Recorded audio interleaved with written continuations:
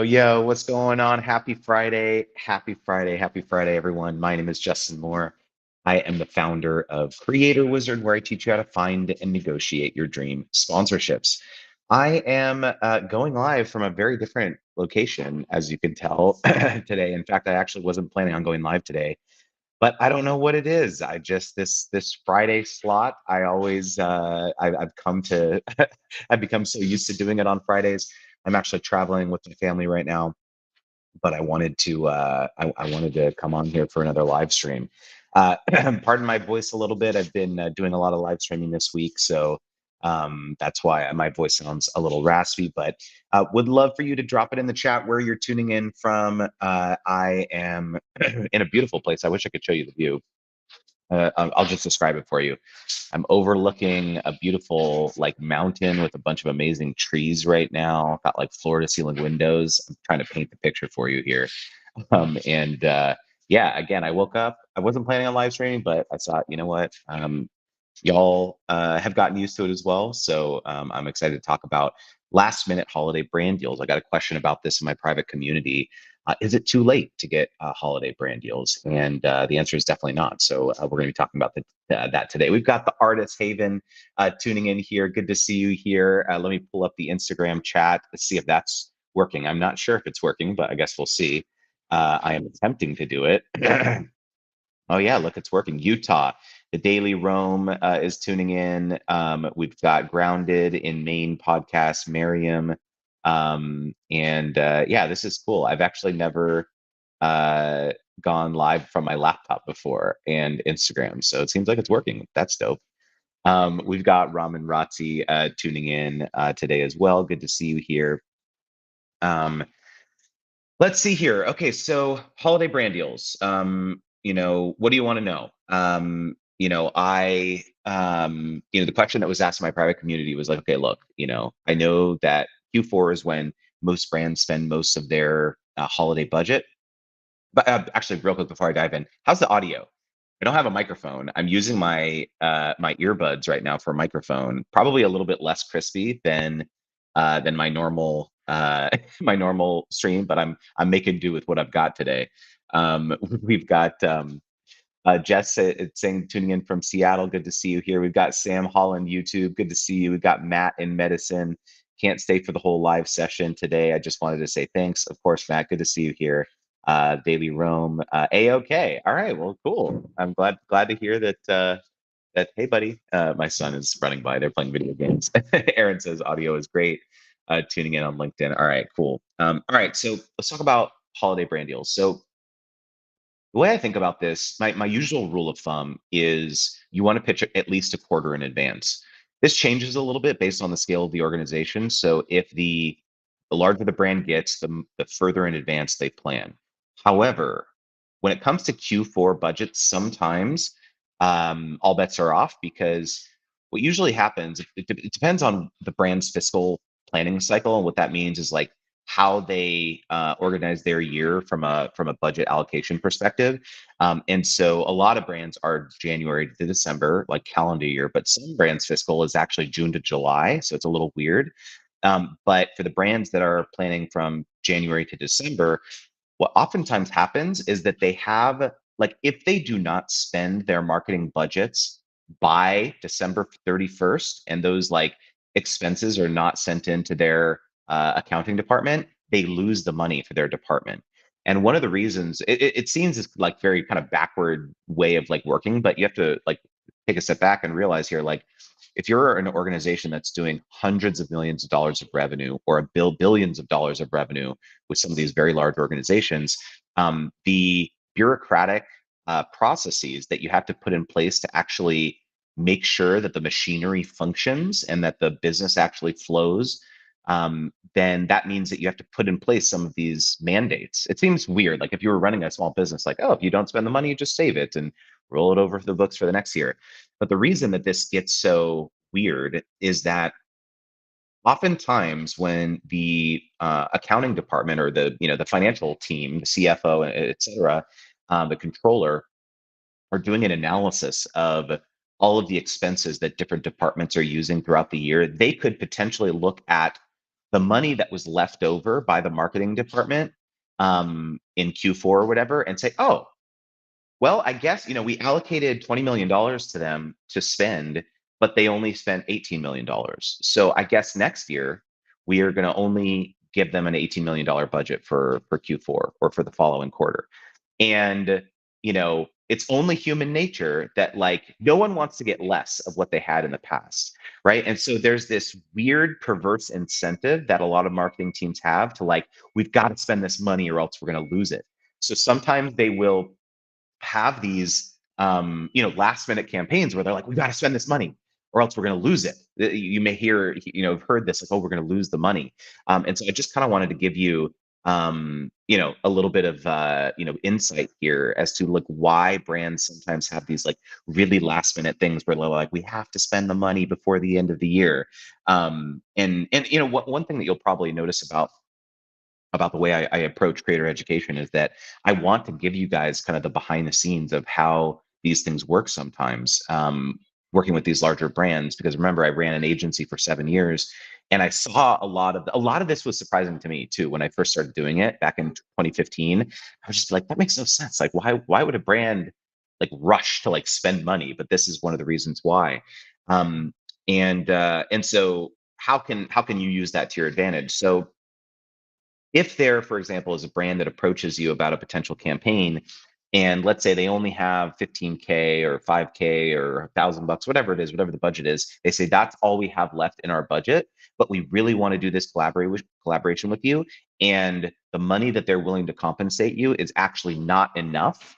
The money that they're willing to compensate you is not enough to actually cover what you would want to charge for whatever the scope of work is that they're asking for.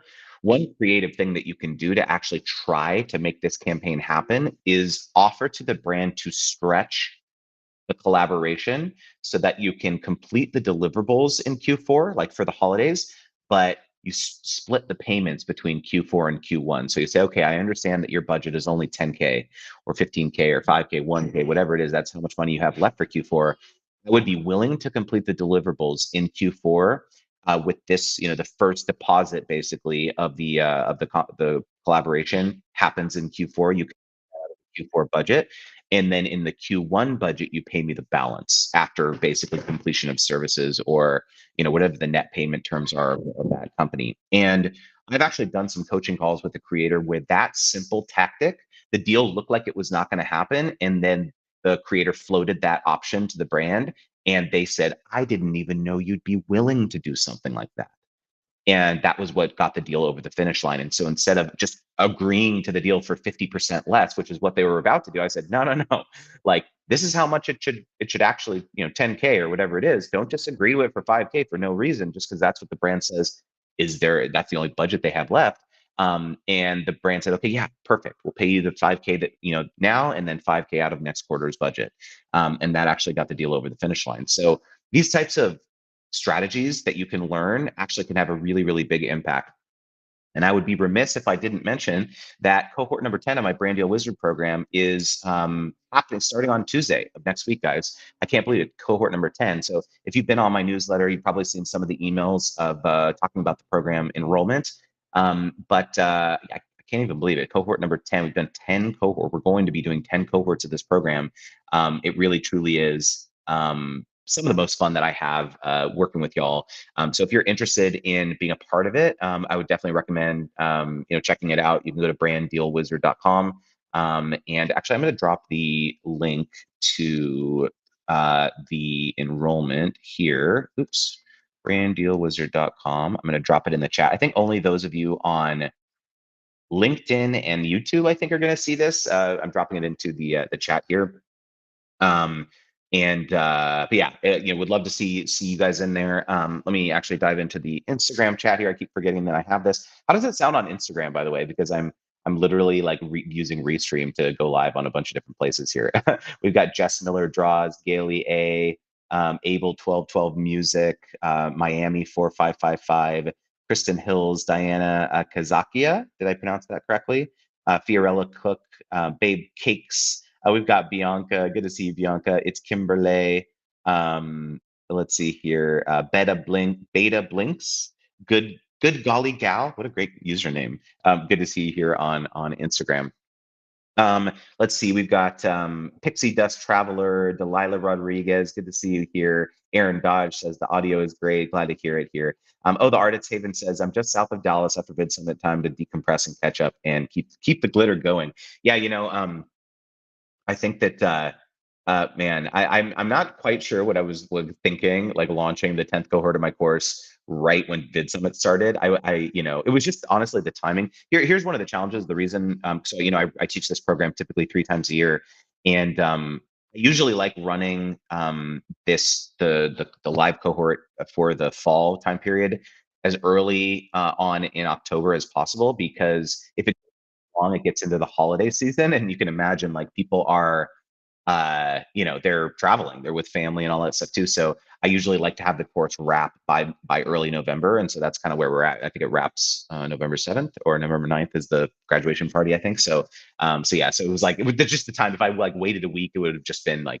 I was concerned about it interrupting the holidays and all that stuff too. So we're talking about holiday brand deals. Drop it in the chat if you have any questions around we're collaborating with brands, how you can secure some of their some of these last minute budgets, if you've had experience landing deals. In fact, Zippy, who recently joined our brand deal wizard program, there was actually a question in the live chat around, or I mean in the private community about this very topic, and she validated. She's like, brands are still like, I'm still getting emails right now trying to lock down some of these collaborations. So a lot of creators are still getting inbound right now. I will say that like if you're not yet at a point in your journey where you are getting inbound, don't let that stop you from actually reaching out and trying to propose some of these collaborations. There's one thing that I will say though, around just like setting expectations.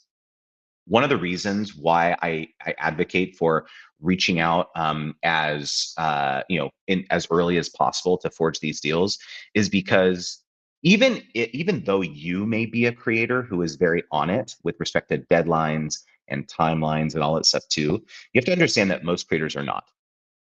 Remember, I ran an agency for many years, and most creators are just not super on it. You have to micromanage them, you have to follow up a zillion times for every deliverable, the concept and getting the contract signed, and getting the set from them when it's like due. They're a day or two late, and then there's revisions, and then making sure they publish on time. There's just like all this like hand holding for most creators that you have to do. And when I tell creators that, they're like, what are you talking about? That seems so like bizarre. But like, believe me, I have thousands of data points because I've done so many campaigns through the agency. And so one of the reasons why there may be hesitancy for a brand to form a collaboration so close to the holidays is they have this set of experiences of working with creators, knowing that it's just like there's a long lead time. Oftentimes, like from the point of contact to actually agreeing to to collaborate with the creator to when that asset ultimately gets published, like there's all this slippage that happens with the timeline. And so they're over here looking at the calendar like, oh my gosh, like we're at mid-October right now. If I want to get this thing live before Black Friday, like I don't see any possible way that we could, get this wrapped in a month or 3 weeks or whatever it is, depending on when you reach out and forge that deal. So one of your orders, like the first order of business, in my opinion, is to wrap the brand or the agency in a warm and fuzzy hug, illustrating that you're different. You're not like that. That you, have no problems with timeline. The best case scenario is providing them a case study or multiple case studies of how you've collaborated with other brands in similar categories who have a similar campaign goal type. Again, this is something I teach in week 3 of my brand deal wizard program, or week 4 of my brand deal wizard program. And so this often is like a very important part of convincing a brand to collaborate with you on a short timeline, because you can illustrate, hey, I actually did that for this brand over here. Like we have one case study in particular that my wife and I have done personally that like one of the data points that we highlighted on a campaign that we did was 10-day turnaround time from first contact. So this was a deal that we were trying to win that was a quick turnaround time, and the brand was just being skeptical that like I don't think there's any way that we could actually like turn this around that quickly. And so we sent them a case study of how we had collaborated with another brand with a similar goal and a similar quick turnaround time. And this was one of the data points that we shared, is that it was 10 days from first contact to actually publishing this thing. So like, there's no way that brand, if we just sent them that post and be like, hey, we collaborated with this brand, it was great. There's no way that they would have known that had we not shared the case study. And so this is one of the things I teach in my brand deal wizard program, is like, can you provide them some sort of behind the scenes insights into how this campaign ultimately went down, so that you can, again, convince them that you're not like other creators, that like you, when you say, hey, we can actually turn this thing around in 7 days or 4 days or whatever it is, that you're serious because you've done this before and you take it seriously. So again, it's just kind of like little, like, I think one thing that I'll say about the way I teach and the types of stuff that I get into in extreme detail is that it's, if you looked at like one of my pieces of advice and be like, hey, do, make case studies or do this type of thing, right? It may not be super mind blowing on its own, like this one little piece, but it's all of these little pieces collected together as a whole that contribute to differentiating you as a creator from your peers. And that's the whole point. Is like, yes, none of these things are like mind blowing. You can go on YouTube and like spend 20 hours and like there's lots of YouTube's videos about all this stuff. And so one of my promises, one of my like guarantees with the program is like curation.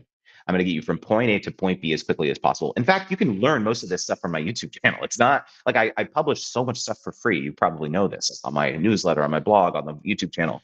And so it's like, one of the things, like I am, probably you can identify that, like, you're busy. We're all busy. We're on the content hamster wheel. We're trying to appease the social media algorithm gods, right? And so like, I don't have time to spend like 20, 40 hours, whatever it is, like picking through all this stuff, watching all the videos and all that stuff too. And so if you want the literally a shortcut, like the quickest path possible to either getting those holiday deals or setting up a more robust sponsorship strategy for yourself, I would totally encourage you to join Brand Deal Wizard, because that's again like kind of the core promise of the program. So we've got Chodan Andrew saying, good to see you here. Chris Brockhurst, Ursuline TV, good to see you, Ursuline.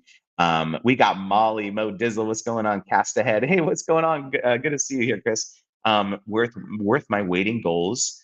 We've got Bree Gondes, good to see you here. Him LaFond, Arc Management, good to see you here on Instagram. Oh, Biscayne Supercars said, "Oh, I went to Vid Summit in Dallas too. It was great. I did a lot of networking. Awesome. Yeah, too bad that we weren't able to connect, Biscayne. That's cool that you found value from it. Biscayne. Let's see here. Biscayne Super. Oh, do you know of any automotive and car brands that have worked with micro influencers? So I mean, I can't think of any off the top of my head, other than, I mean, my wife and I worked with Ford back in the day. We did a collaboration about the new Ford Explorer, and I think it was some Instagram assets and content that they repurposed on their social channels. Not a supercar, which sounds like the focus of your channel, but yeah, we personally have done some campaigns, and I don't know if you'd consider us a micro influencer. We have several 100,000 followers across. I mean, we have over, I think, 1.5 million across our platforms, but like the platform that we did it on was several 100,000, so that's not micro influencer. But again, yes, there are car brands, there are automotive brands that it depends on the campaign, I guess is the point. Is this is like, let me give a like kind of an overview of how these campaigns actually come together, because I think this might be useful. I get this question a lot actually, was like, oh, like, is there what brands can I actually collaborate with that will want to partner with a channel like mine or a platform like mine? Like, give me the specific brand. Give, like, people ask me this and I say, okay, look, it's not about the brand per se. It's about the campaign strategy and the marketing objective that they have for this particular campaign. Because throughout the year, brands have different campaigns. They have different objectives. Some campaigns will be about brand awareness. Some campaigns will be about repurposing. Some campaigns will be about conversions, right? And so again, it depends on the campaign. So what oftentimes when I ran my agency, what we would do is this would be the very first thing that we would that we would talk to the brand about. It's okay, what are your objectives for this campaign? And they would, give us some, some story around why they actually are engaging my agency and why they want to pay money to have us manage the campaign, have creators talk about them, and so on. And so, for example, if they told us that, okay, actually, one of the primary reasons that we want to collaborate with creators is because we want to get a bunch of content that we can repurpose and share on our social channels or for paid ads or something like that. Give me just a second here. Hey guys, could you close the door here? The door to your room, please. My boys are like playing video games over there. That's okay, sweetie. Thank you. Um, I have like noise canceling headphones on here, and so it's like I can't. I like didn't hear it, and then I heard them shouting it. So, yeah, okay. So if they told me that the goal of the campaign was repurposing, then it would not make sense for us as an agency to say to the brand, okay, you should go out and hire a bunch of macro influencers. You should go out there and hire a bunch of, people with 100,000 followers or a million followers or something who are going to command oftentimes a much higher sticker price to collaborate with them. That doesn't make sense at all if your goal is repurposing. It makes way more sense to actually collaborate with creators who are micro influencers or nano influencers who are still great fits for this content, but you're going to get way more assets out of this engagement. So let's say you have 100K to spend, then you could potentially hire 20 micro influencer, supercar YouTube channels, get a bunch of awesome assets and video footage and all this stuff that you can repurpose, run ads, all this stuff, and that's going to make your budget go way further than if you were to hire 4 or 5 macro creators, right? And so when I get asked by creators like, oh, like which brands are working with micro influencers, it's impossible to tell because it depends on the campaign of who they're trying to engage. Contrast that with if the brand or the agency says to me, hey, the primary goal of this is brand awareness, then if you're going for brand awareness, then yeah, probably you are going to want to go after those mid-tier and macro level creators who do have the scale that they can really move the needle when it comes to impressions, which is the success metric and the KPI that you're the key performance indicator that you're going to want to accomplish for an awareness campaign like that. And so again, every brand is different depending on what they're trying to accomplish at any given time in the year. And so I hope the moral of this story, the moral of this conversation, is that you just can't make any assumptions. You can't make any assumption that like, oh, this brand only does this. One exception I will say though to that is that there are some brands who skew way heavier on one type of campaign goal type than others. So newer brands, some brands that are, you call them D2C brands, like direct to consumer brands, they will skew very heavy on UGC, for example, user generated content, because they have found like they're running paid Facebook ads and paid Instagram ads. Like that is their bread and butter. That's what they spend 80% of their marketing budget on. And so the vast majority of their influencer marketing spend goes towards repurposing as the goal type, because that's the primary reason that they just want to get a bunch of creative, a bunch of content that they can use to throw into the Meta black box ad manager, basically. Because if you've ever run ads on Meta, what you probably have found as a business owner is that it's super hard to predict what type of creative, meaning like what type of video or photo or whatever, is actually going to perform well. You can have a sense, you think, oh, I think this video is really good. But then it turns out to be the video that looked like it was filmed on a potato. That's the one that people really like because it feels authentic and it feels like a real person saying it, whatever, right? And so like a lot of small business owners, small to medium sized business owners, they just go after scale. They're like, okay, I want to get the most amount of UGC, the most amount of user generated content as possible because I just don't know which one's going to actually hit. And so again, like there are some brands that skew like a much like skew heavier, much heavier on certain tactics than others. So hopefully this is helpful. Shannon Skip to My Life said, by the way, Facebook ad revenue is blowing up right now. They're beta testing. What do you mean your Facebook ad revenue? Oh, you mean like the videos that you're like cross posting on there? That's dope. That's super awesome to hear. Awesome. So you're taking your videos from YouTube and putting it on Facebook. Is that what you mentioned, Shannon? That's pretty awesome. Congrats on that. Let's see here. We've got Schnadine, am I pronouncing your name correctly? Schnadine Michael said, yes, I love sponsors. Yes, good info. Glad that it's helpful. Elise Chong says, hey, Justin, what's up, Elise? Let's see. Schnadine said, reached out to corporate for my back to school initiatives, Walmart, Staples, iHeartRadio. Awesome, good for you. Okay, it's not Schnadine. Can you Schnadine? Give me the phonetic pronunciation in the chat because it's always very important to me that I'm pronouncing people's names correctly. That would be awesome. We've got Jen from Crafting with Crazy here in the IG chat. Good to see you here. Yeah, Shannon says, oh, on qualifying channels for Facebook. Yeah, that's dope. That's awesome. Bree from Need the Recipe. Good to see you here. Shiny Dean, awesome. Good to see you here, Shiny Dean. Thank you so much for the pronunciation. All right, so give me the questions in the chat, guys. Like again, these live streams that I do for you on Fridays are like my time is your time. I want to make sure that I'm providing value to you guys. As you know, I've been like, how many of you drop it in the chat? Like, how many of you have been watching from the very, very beginning? I've probably been doing these weekly live streams for almost 2 years, 2.5 years, maybe every Friday. I try to at least every week. I try to do them.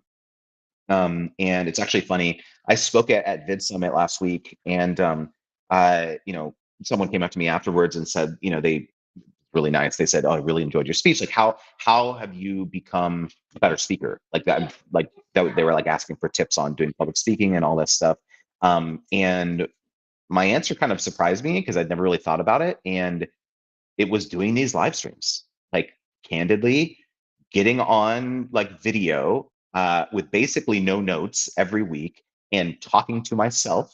Basically, there's no one else here. Well, my kids are here, my wife's here, but you know what I mean. Like, I'm not. It's not an interview format, really. It's just like I'm talking to camera. I'm engaging with the chat, of course, but it's like part of it is that I need to like be comfortable on my feet and dynamic. And when there's no questions in the chat, I got to pivot and like go think of something else to talk about. And so, like, it's super easy now for me to be on podcasts and do speaking engagements and like be on panels and do all these things because I'm just so used to like kind of pivoting and like talking to myself. And it's like I think it's like a really, really important skill. So if you've ever wanted to be a better public speaker or just like be more articulate when you're having conversations with other peers or whatever, I really would encourage you to try live streaming because and not only that, it's not only like a good skill to learn, it's also I have found it to be a super interesting way to build a more intimate connection with y'all because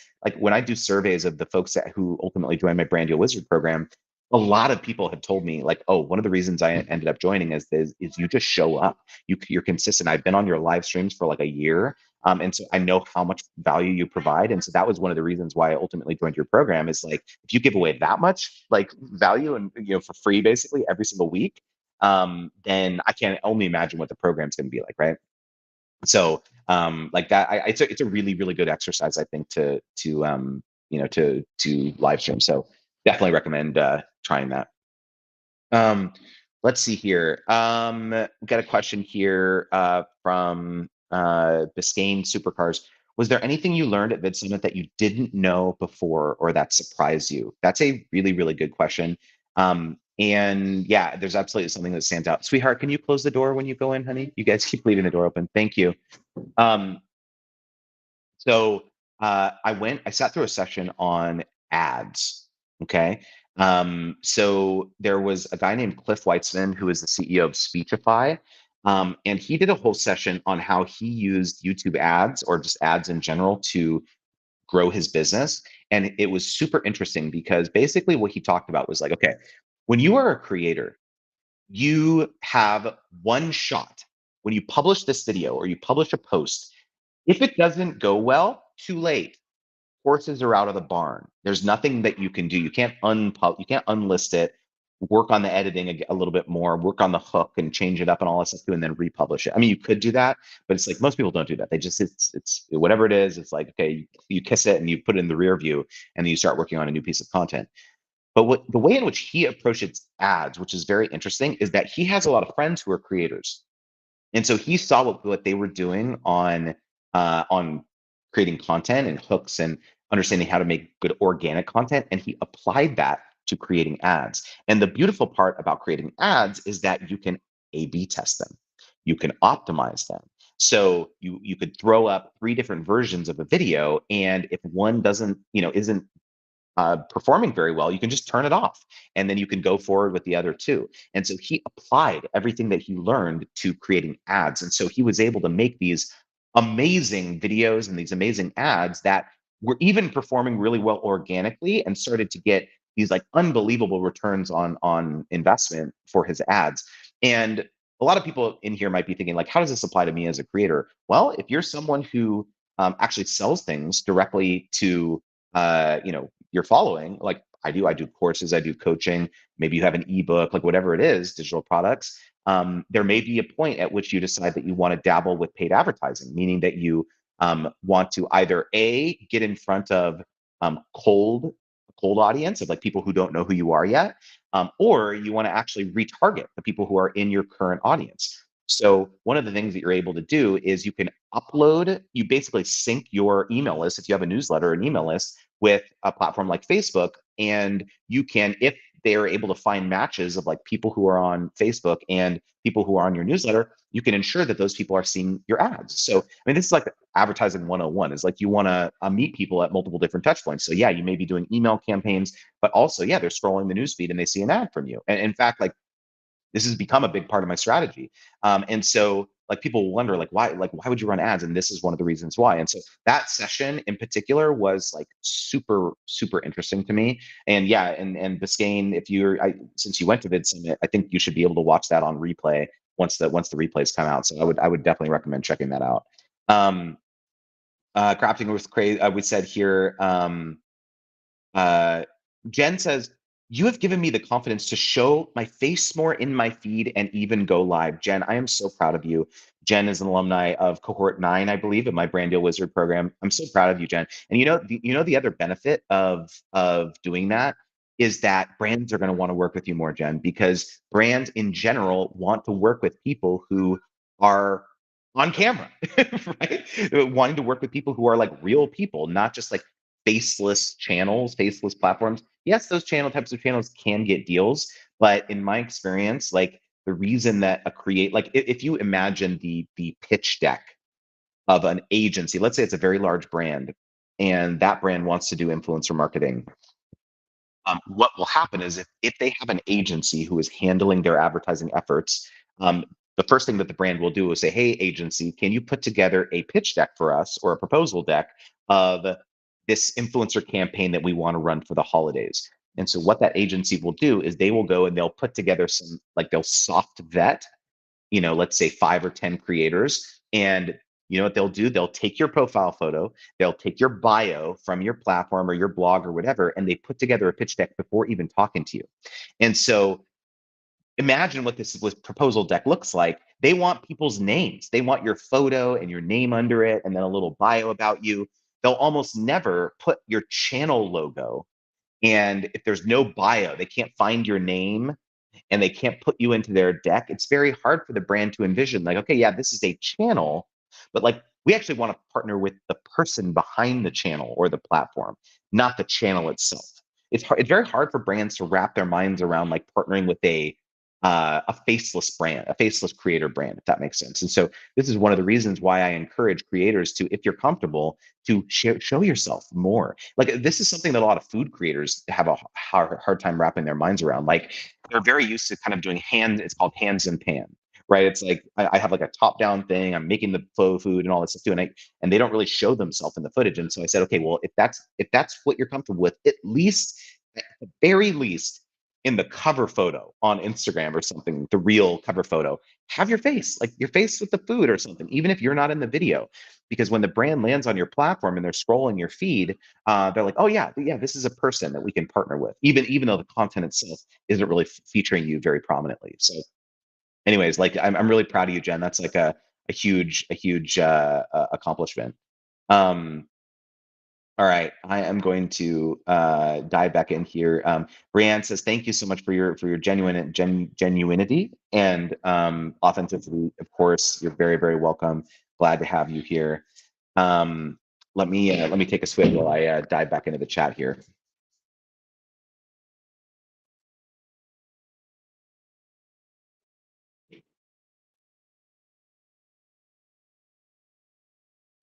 All right. Vlog Epicness said that I received an offer from a food subscription company, but they want me to pay for the product out of pocket, and then I need to sell eight to get to $25, and then it caps out at $800. Is this normal? Absolutely not. You should never do a partnership where you are having to pay anything. Um, like that is not a sponsorship. That is a underhanded way of the brand trying to move product. In my experience, like that is not a deal you should ever do. I know that this is pretty pervasive in a lot of different niches and pockets of the industry. But I absolutely would not take that deal. That's not a sponsorship. Like sending you the product for free is like table stakes. Like on top of sending you the product for free, they should be compensating you. So I wouldn't take that deal. Um, Silent Spanky says, "Hey Justin, finally got a chance to jump on. Love the info I get from you. So thankful to hear that it's helpful and good to see you here." Um, let's see here. Um, how do I gain? Gigi says, "How do I gain the confidence to show our face or body more in content aside from doing live streams?" Well, a couple things. Number one, you should absolutely join my brand deal wisdom program at the starts next week because one of the first guest expert sessions is all around confidence. We have an amazing actual psychologist named Corey Wilkes, who actually used to be the executive coach of Ali Abdal. He's going to be doing a session for us all around confidence, and that's going to be awesome one. I'm super excited for that one. But just more generally, the way I think about this is that um, so first of all, let me share a vulnerable moment. When I first started appearing on camera, like the first thing I'll say is that it was actually my wife first. It was not me. My wife was the one who first started her first YouTube channel in 2009, and I was very much behind the scenes. I was helping her, kind of supporting her behind the scenes. But it was her. It was her. She was the one who was most comfortable. And then when I started making cameos in the content, it was like I think boyfriend tag, like some of these types of videos. Boyfriend does my makeup, these types of things. It was super awkward. I was super uncomfortable. Those videos are still live on our channel. You can go back and watch them. But like I remember being super self-conscious about the way that I looked and how my hair looked and how I sounded and like, all this stuff. I would always that was always like present of mine.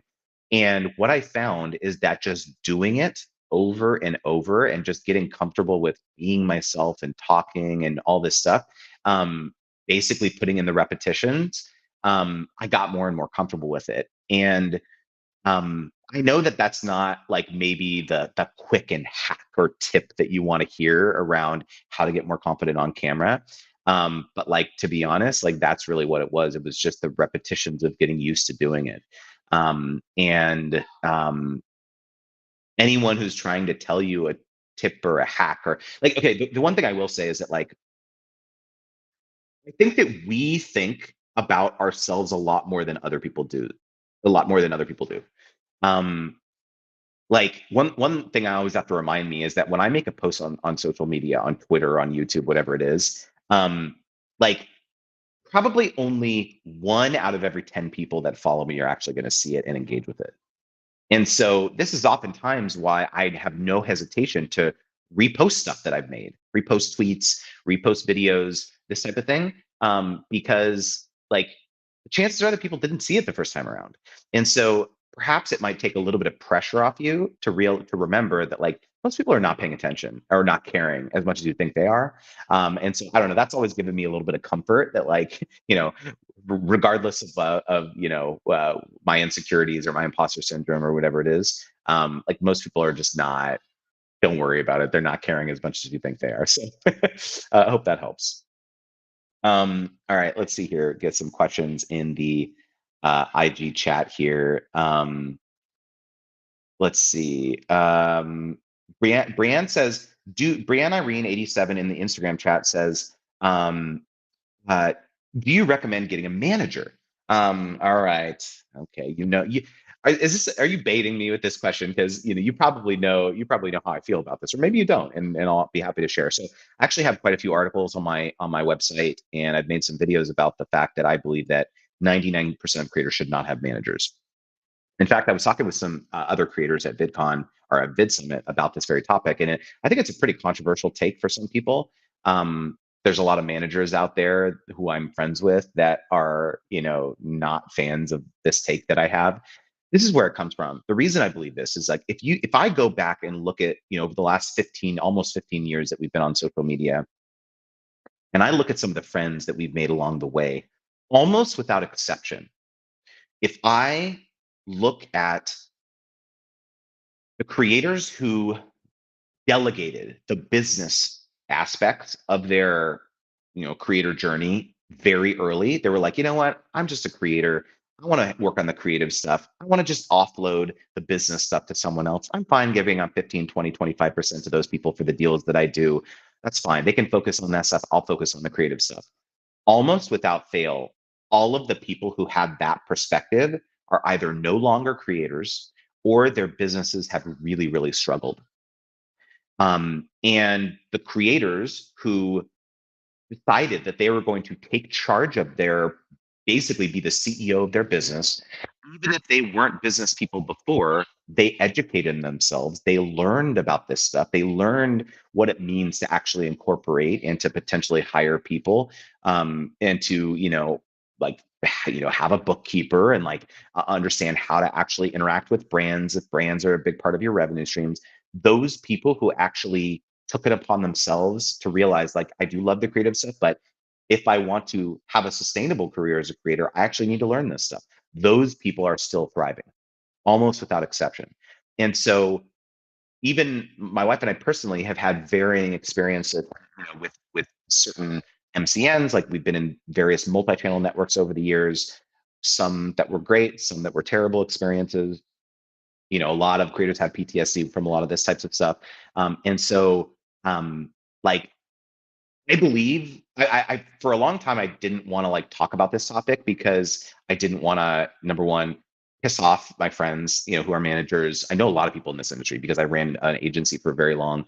But it's like creators all the time would constantly come to me and ask, like, "Oh, do you know any managers? Do you know any agents? Do you know any of this type of thing? I just want to find someone who can get me deals so I can focus on my content and all this stuff too." And I finally was like, enough.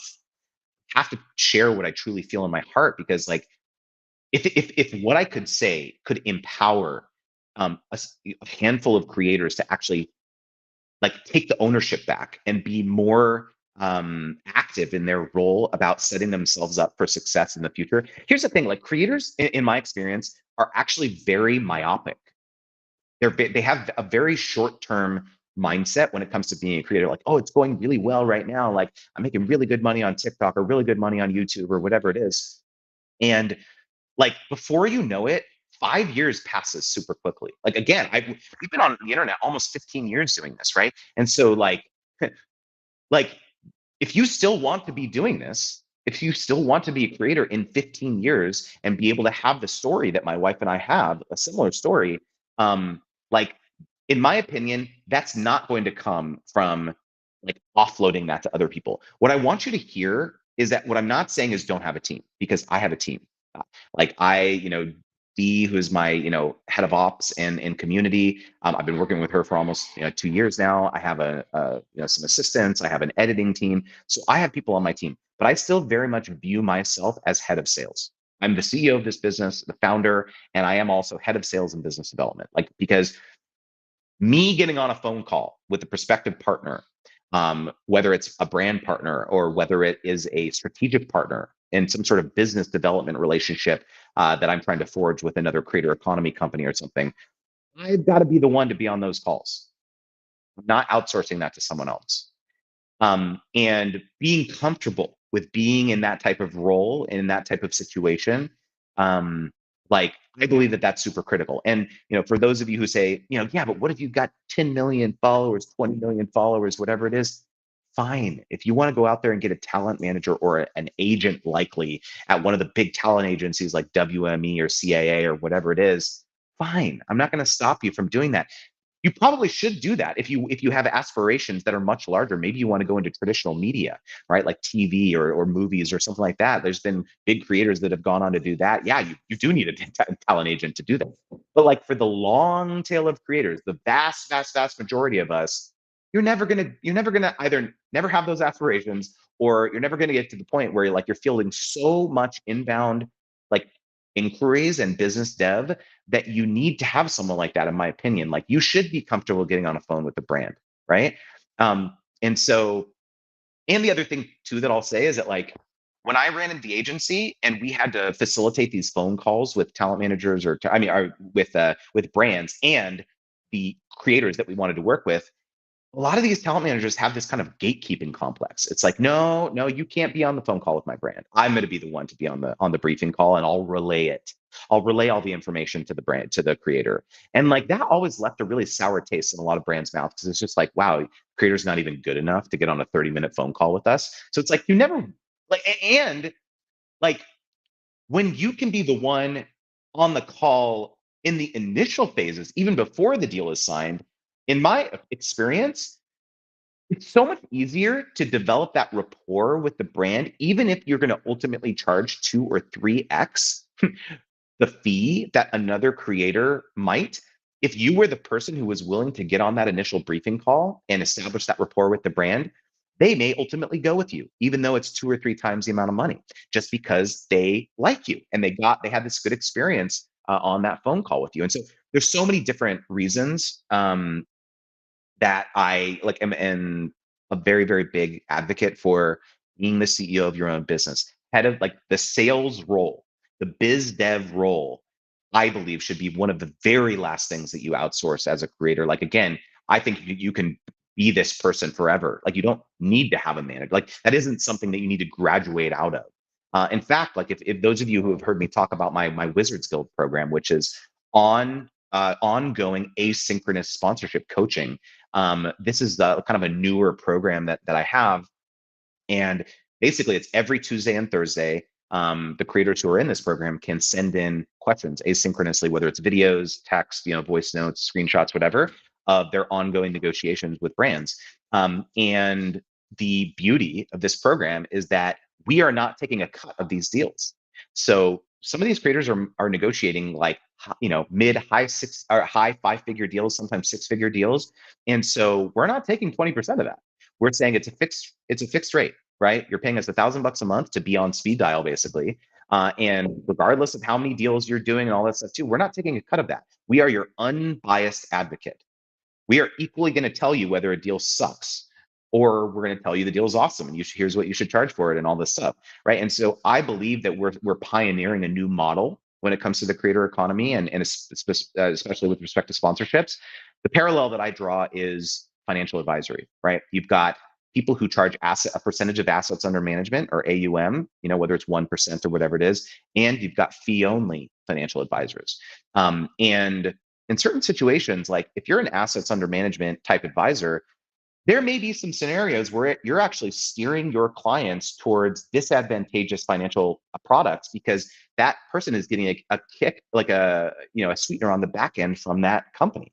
They get a commission for actually recommending a product to you, right? It's the same thing happened. We hired an interior designer when we bought our first home, and we were dumb, like we're idiots. Like I'm not good at design or anything like that, but we really liked her portfolio and all this stuff too. And she was great. Like I'm not going to drag her or anything, but like one of the things that she did was she took us to her preferred furniture vendor. She took us to this one particular store and she told us, but like she's like, oh, just full disclosure, I get commission for anything that you purchase here.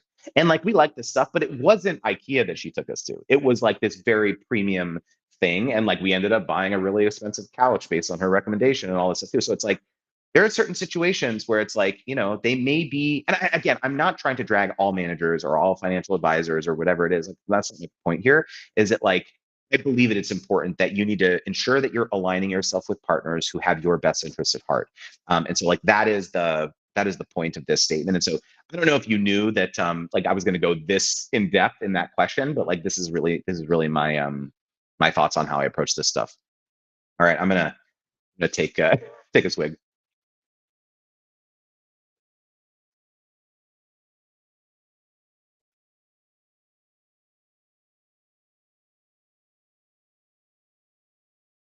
All right, I'm gonna dive back into the chat here. We've got Eric Wen. What's going on, Eric? It was so good to meet you at Bid Summit, man.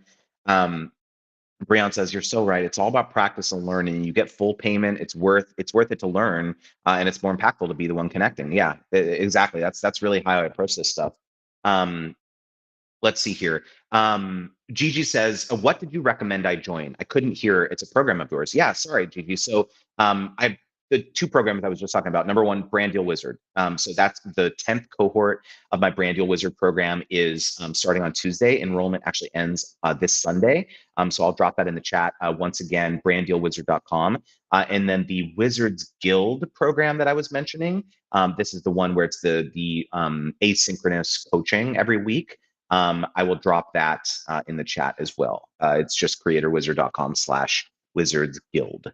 And again, like this is something that I made in response to what people were asking me for. Like I didn't have this program as of 6 months ago, maybe a year ago. And yeah, it's been truly transformational for the creators who are in that program.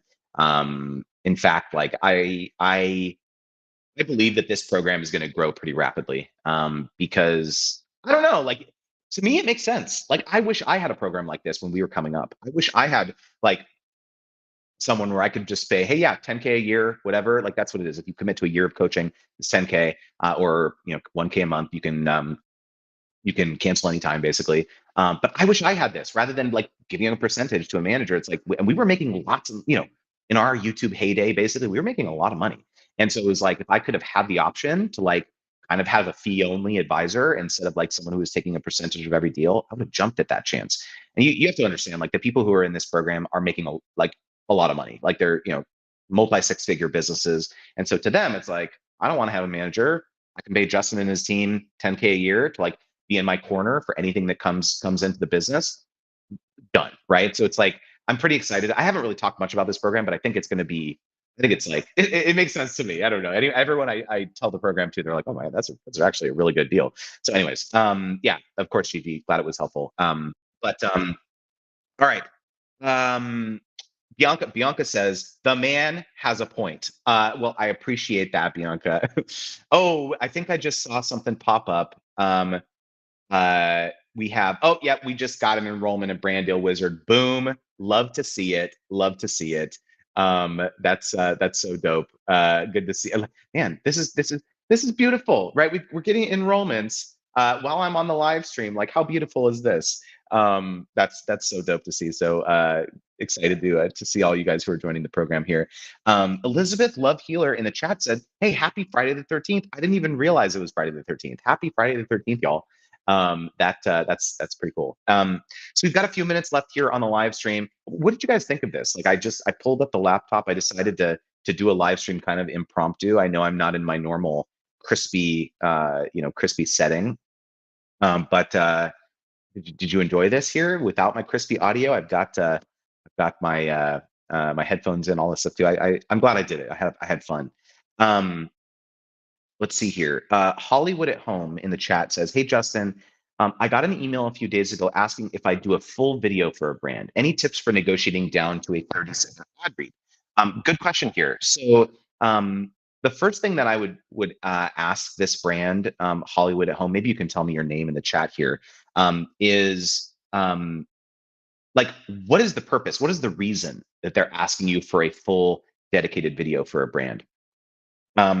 Because what I have found is that the easiest way to convince a brand to do something other than what they're coming inbound for, oh, Oliver, great Oliver, is to probe a little bit deeper about why they're asking for this specific thing. Some brands will just say, "Oh, that's how we always do it," right? So they say, "Oh, this is just like part and parcel of like how we do influencer marketing." They may say, "Well, we've done integrated videos in the past or ad reads, and they just didn't convert as we hoped they would." Or I don't know, like I'm speculating here. You never know what the reason is that the brand has this specific. They could say to you, "Oh, well, the reason we want you to do a full video is that once you're done with that video, we want to actually uh, repurpose the content for paid advertising or to like insert it on our website or whatever it is."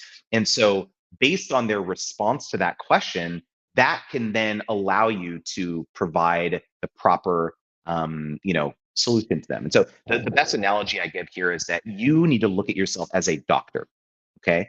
So like what kind of doctor would you be if when your patient came to you and you didn't even listen to anything that they were saying and you say, here is your prescription, here's the medicine that you should take? Because this is what most creators do. The brand comes inbound and says that. And so contrast that with you being a doctor and actually saying, hey, tell me all of your symptoms, patient. The brand is your patient here. Okay. You say, tell me the reason why you want to do that dedicated video, or tell me the real reason. What's the objective here? Why do you want that? And then they're going to tell you something. They're going to tell you something. And it might be revealed that they actually don't even really know, right? They've never really thought that far ahead. And so it causes them to think in a little bit more detail. And so if they were to come to you and say, for example, when you ask that question, they say, oh, well, yeah, the reason that we want it is because we want to repurpose it. Then you can say, oh, well, instead of posting it on my YouTube channel, I can actually just make you an exclusive piece of content. I don't even really need to post it. Like, if that's the reason that you really want me to do this video, then yeah, I can make you a dedicated video, but it'll only go live on your website or your paid ads or whatever it is, right? Like again, like I'm not sure if you thought that that was going to be my answer, but like rather than trying to like negotiate down to like, oh, let's just do an ad read, you have to probe further. You have to ask that question. And so, yeah, they may say, oh, well, you know what? We never saw good results with ad reads. Well, then that's when you need to pivot and say, oh, well, you know what? I'm different. Here's a case study of how I've driven results when I've done 30-second ad reads for other partners. And here, take a look at this PDF over here, which is what I talk about in week 4 of my Brand Deal Wizard course, y'all. We've got Shannon in the chat here, which is who's an alumni of Brand Deal Wizard, and she could probably testify to how powerful like putting together case studies, post campaign reports, stuff like this can be to winning future business. Oliver says, thank you. That makes complete sense. Of course, yeah. So just probe further, ask them, try to figure out, and then use that reasoning that they're giving you so that you can provide an alternate solution and help them understand why working with you in that capacity is going to be different than perhaps partners that they've worked with in the past. Yeah, glad that was helpful. Elizabeth says, surprise, I love surprise lives. All right. Shannon says, I love when you hang with us humble creators without the big setup. That's actually funny.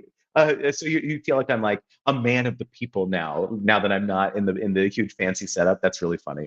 So I appreciate that. Shannon says, do what the man says. Do what the man says. Appreciate you, Shannon. All right, let me take a switch here.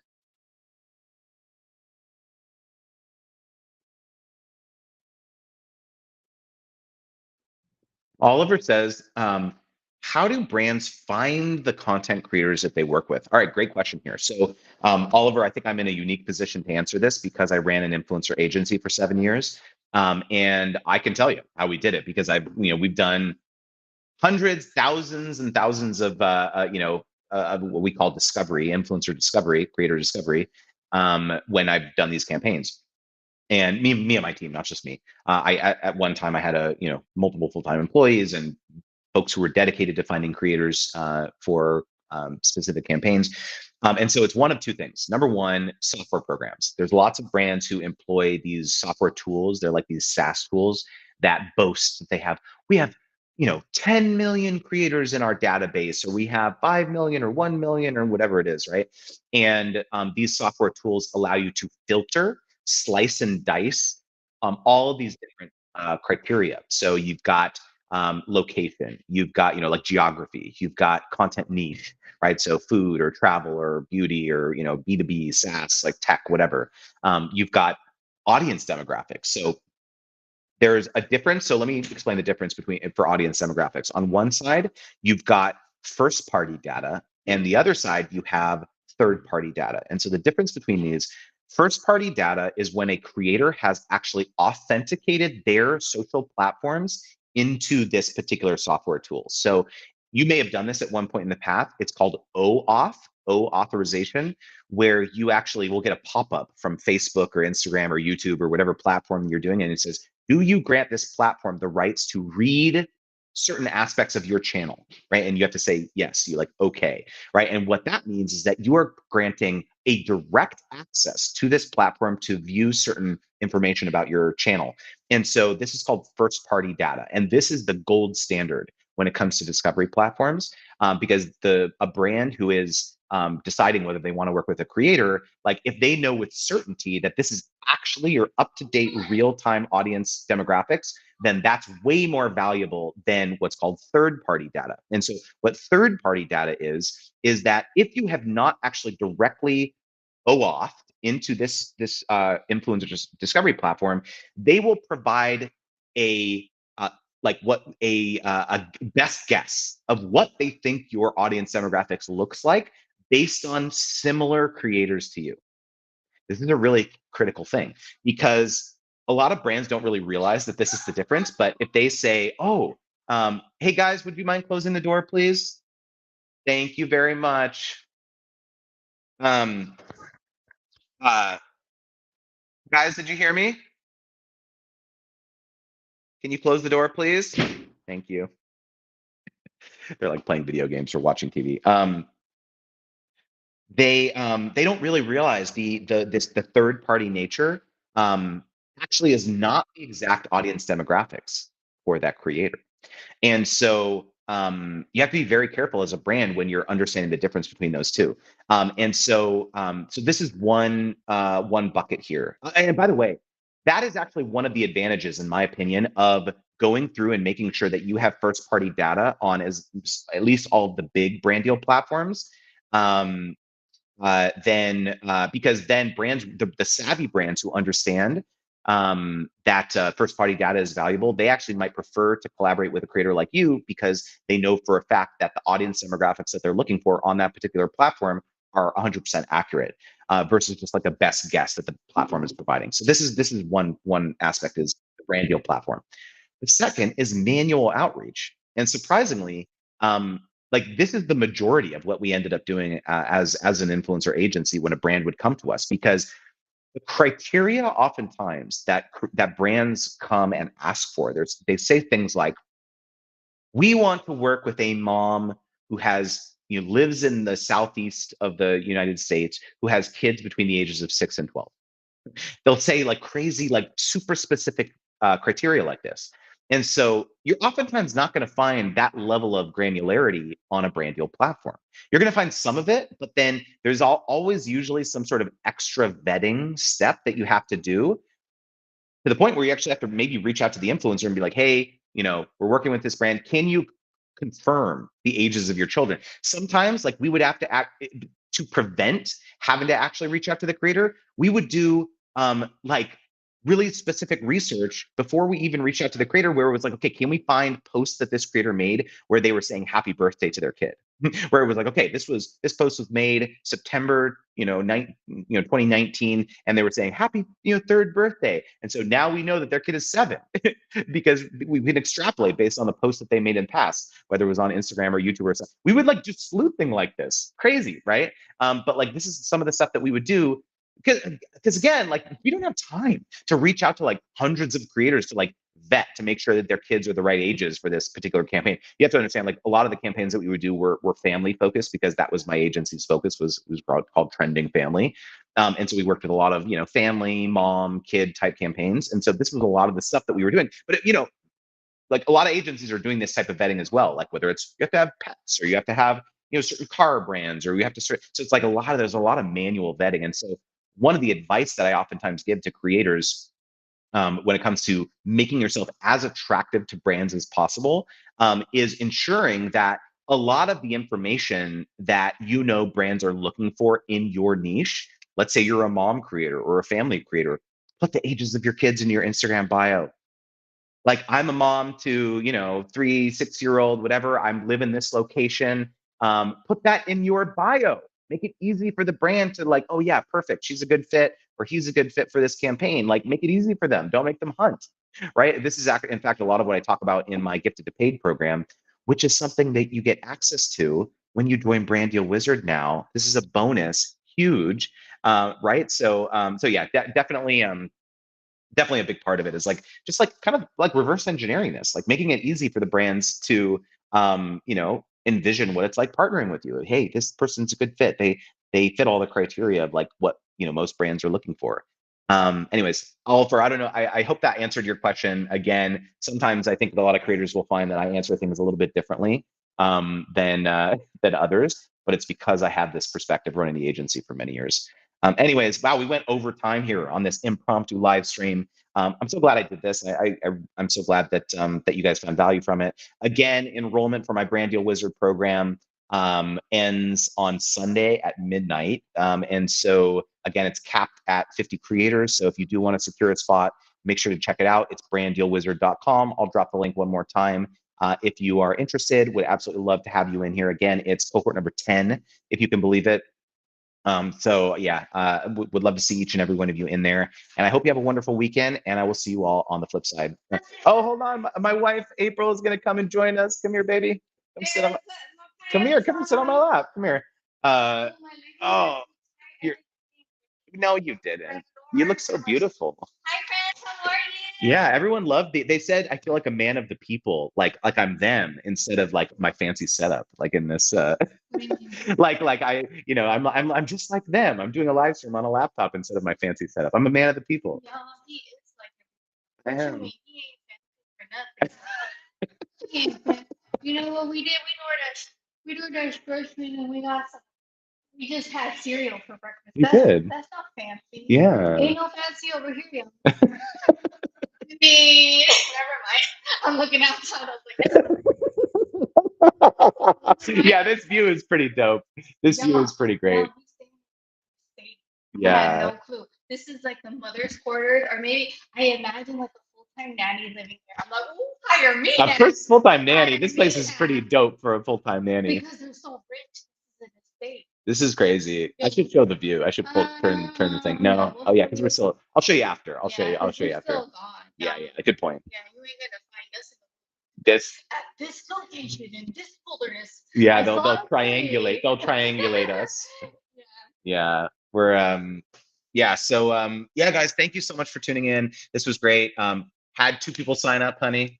2 people sign up for the program. Like, oh yeah, April's doing her dancing. Yeah, I'm soaked. I'm so soaked. I always it's a really hard feeling to describe. Every time I see an enrollment come through, it's like it feels like a it's just like I don't know. It's a really nice feeling that people find value from what I'm doing, and people are so excited to. I just get so excited to like work with more people like that.